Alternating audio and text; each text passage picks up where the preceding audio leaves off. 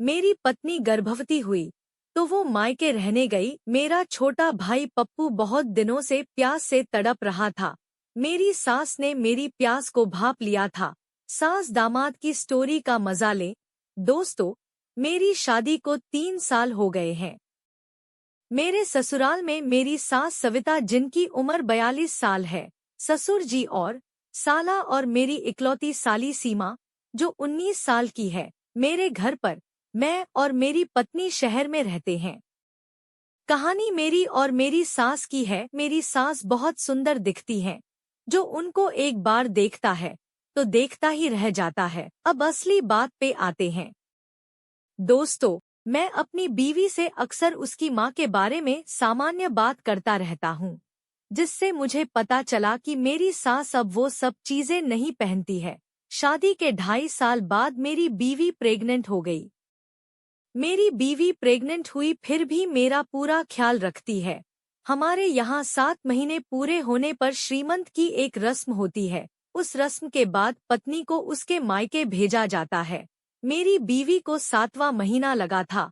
Doctor ने हम दोनों को खेलने का मना किया हुआ था। मेरी बीवी को भी मायके भेजा गया। अब बीवी उसके मायके जा चुकी है, तो मैं हर रविवार को उसे मिलने और हाल चाल पूछने चला जाता हूँ। मैं जब भी ससुराल जाता हूँ, वो हमेशा की तरह मना कर देती है। फिर एक दिन जो हुआ वो मैंने कभी सपने में भी नहीं सोचा था। बात 15 दिन पहले की है। एक बार ऐसा हुआ कि जब मैं मेरी बीवी को मना रहा था, तब मेरी सास हमारी बातें सुन रही थी। यह बात उन्होंने मुझे बाद में बताई थी। तब से वो मेरे साथ पत्नी जैसी हरकतें करती। यह देखकर मुझे लगा कि मेरी सास को यह क्या हो गया है, ये ऐसे बर्ताव क्यों कर रही हैं। फिर बाद में मैंने सोचा कि चलो मेरे लिए तो अच्छा ही है। उसके बाद जब भी मैं ससुराल जाता तब मेरी सास मुझे किसी तरह उकसाए रहती थी, ऐसा मुझे लगता था। हकीकत में मालूम नहीं कि वो मेरे बारे में क्या सोचती है। खैर, कुछ दिन और बीते। अगली बार जब मैं एक दिन ससुराल गया, तब फिर से मेरी बीवी को मना रहा था तो उसने हमेशा की भांति मना कर दिया। थोड़ा जोर देने पर वो बोली, रात को सब सो जाएं, तब मेरे पास आ जाना। मैंने हाँ कह दिया। फिर मेरी सास मुझे चाय देने आई। उन्होंने ऐसे झुक कर चाय दी, मुझे तो मानो जन्नत मिल गई हो। फिर मुस्कुरा कर चली गई। मैं रात होने का इंतजार करता रहा। शाम को सब खाना खा के टीवी देखने लगे। मैं अपनी बीवी को आंखों के इशारों से कह रहा था, तो वो मुस्कुरा के ना बोली। मैं थोड़ा गुस्सा हो गया।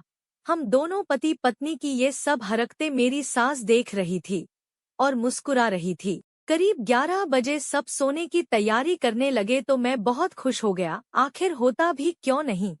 एक बेडरूम में मेरी सास, बीवी और साली सोते थे और दूसरे में मेरे सोने का इंतजाम किया गया था। मेरे ससुर की बीमारी के रहते वो और मेरा साला हॉल में सोते थे। मेरी बीवी और साली डबल बेड में और मेरी सास साइड में बेड लगा के सोती थी। करीब 1 घंटे बाद सबके सो जाने के बाद मैं अपनी बीवी के पास चला गया। उसने मुझे मना कर दिया और धीरे से बोली, सीमा बगल में सो रही है। मुझे उस वक्त बहुत ही गुस्सा आया और हमारी नोक झोंक हो गई। ये सब बातें मेरी सास चुपके से देख सुन रही थी। यह बात उन्होंने मुझे बाद में बताई थी। मैं बहुत मायूस हो गया। मैं गुस्सा होकर वापस अपने कमरे में आ गया। फिर मुझे सास की दोपहर वाली हरकत याद आ गई। यह सोचकर कुछ देर बाद मैं दोबारा कमरे में गया। मेरी बीवी सो चुकी थी।